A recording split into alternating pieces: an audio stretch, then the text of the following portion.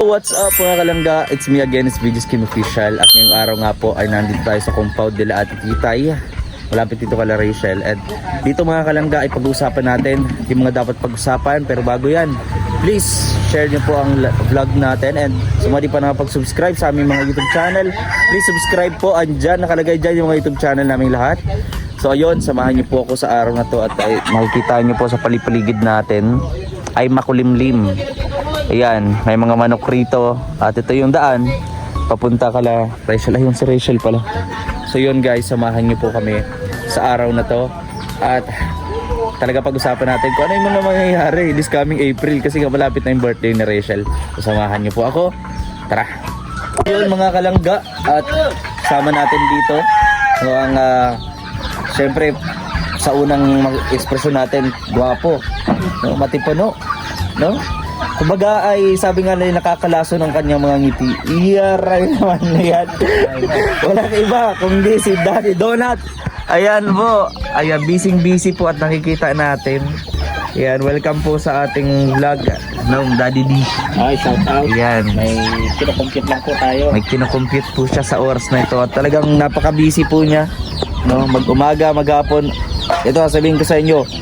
Hindi pa nagtitilaok ang manok, gising na yan. Wala pa, di pa nagtitilaok ang manok, nakatilaok na. Nakatilaok mga kalangga. Ayan. At yun, nalagay ko na din dito kanina pa sa intro yung aming mga channel. Please subscribe nyo rin po ang channel po ni Daddy Donut. Ayan. At syempre, Still busy. Sa nalalapit na house blessing ng kanya pong bahay. Congratulations, Nong. Wala pa, April pa yan. Oh, malapit na. Diba? Bagay. Baka pwede din sumabay sa birthday ni Rachel. Second week na lang. Pwede, no? 2 weeks na lang pala, 2 weeks. Kaya talagang busy po siya. Alam nyo, alam nyo yun, parang magka-counselor na to, ramdam ko. Pwede. Alayin mo. Pero Nong, ito 1v1 na katanungan. Kumusta po ang isang Daddy Donut ngayon? Ako? Happy. Happy? Oo.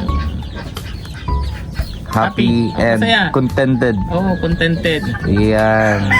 So ngayon po, may gusto rin ako itanong about sa, kasi di ba every Monday meron tayong mga palugaw, tsaka anong nakaraan merong pabigas.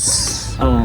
No? So, Ngayong Monday na naman, meron tayong palugaw, meron tayong patinapay, at meron tayong pachinelas. wow! And the next Monday, Grabe! meron Totoo? pa ulit tayong palugaw, meron pa tayong patinapay, meron ulit pachinelas. Wow! Grabe!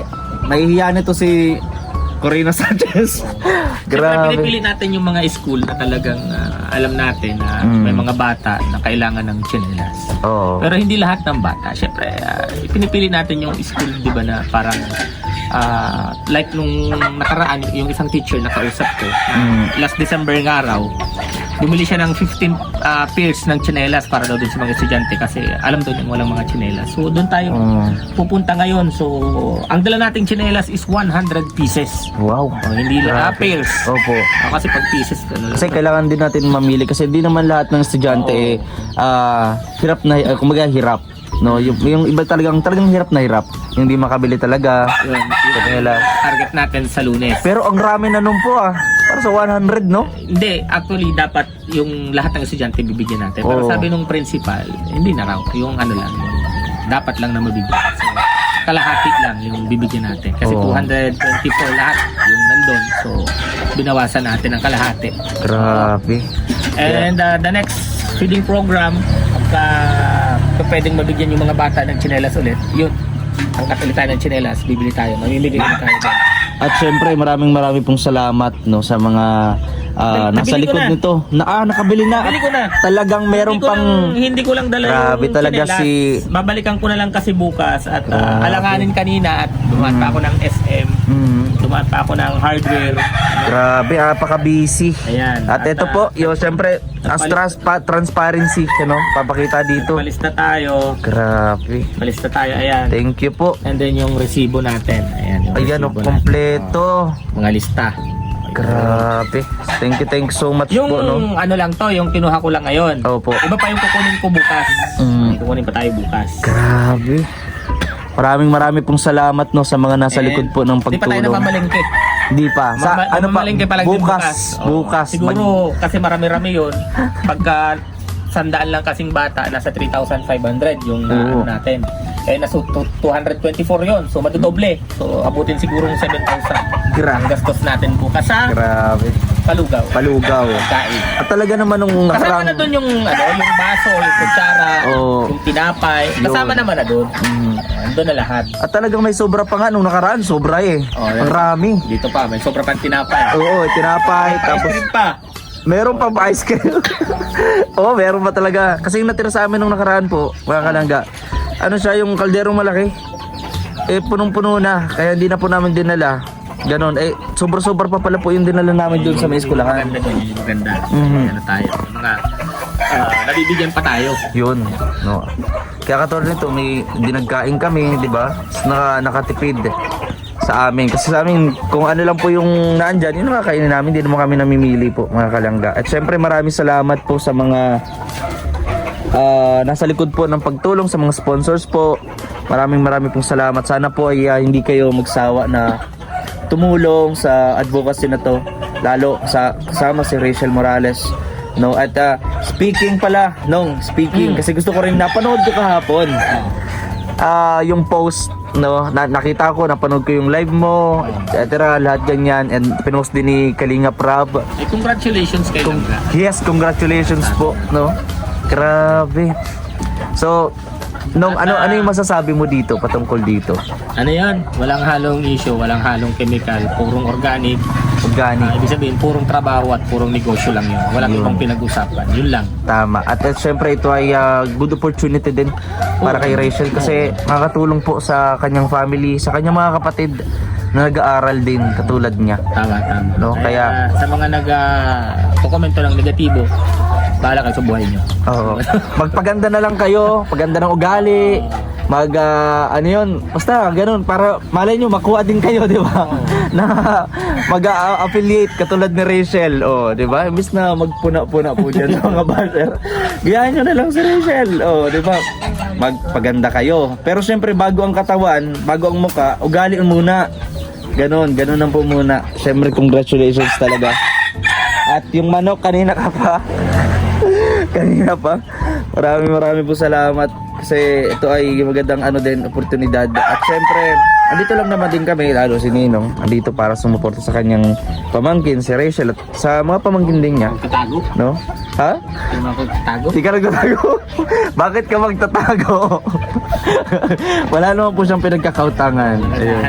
Maghanap sa akin. Wala naman naghahanap po. Wala naman. So, siyempre isa pa dito sa nakaka-excite this coming April, mga kalangga.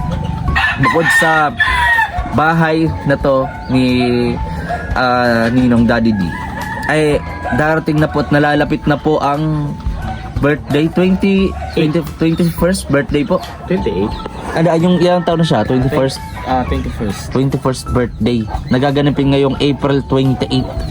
Ay grabe. Paghahandaan natin yan. Dapat sasayaw kami yan. Nakakapanguris na naman, Ray. Ha? Bakit manguris na? Ay sasama namin. Mauna din si Kuya Rene, Kuya Alpi, Kuya Mario, ako. Magda-intermission kami. O si Daddy din, hindi man po ay nasayaw, mga kalangga. Yung nakanta, pwedeng kantahan kami. Tapos sasayaw kami.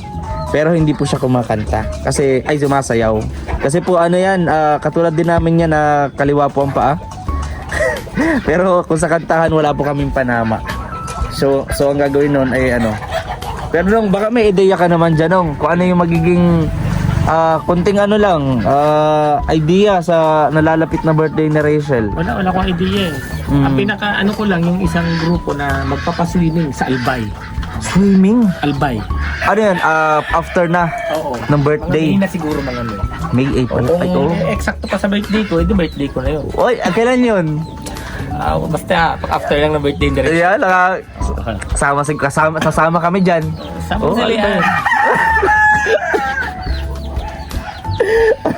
Kasi Kimwell, tama mo.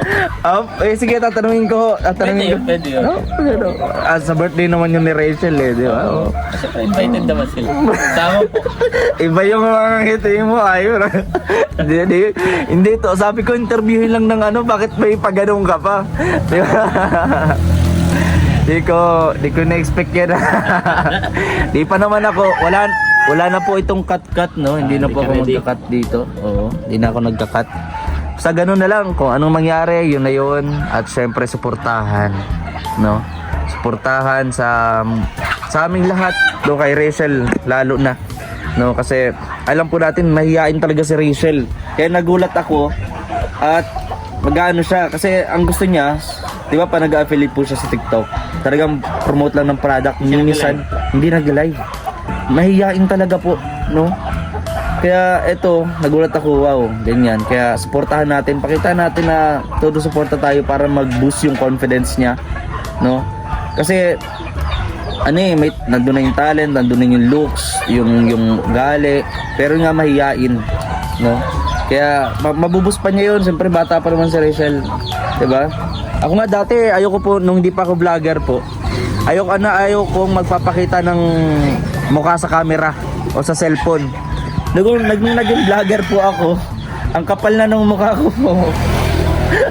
Kung ano-ano nang pinagagagawa po. Ganon. So, ayan, maraming po salamat. At syempre po, Daddy D, any message po kay Kalinga Prab? Ay, syempre, thank you so much sa opportunity na binigay nila kay Langga. At actually si Jackie yung nag-message kay Langga. Nung nag-message si Jackie, in-inform ako ni Rachel, nagtanong siya sa akin. So, sabi ko, push mo yan. Kasi, ano naman yan sabi natin, opportunity. Bagong bukas. Hindi yan, huwag natin pansinin yung issue. Ang pansinin natin is yung positibong bagay na mangyayari. Tama. So, bakit natin papansinin yan? Oo. So, yun.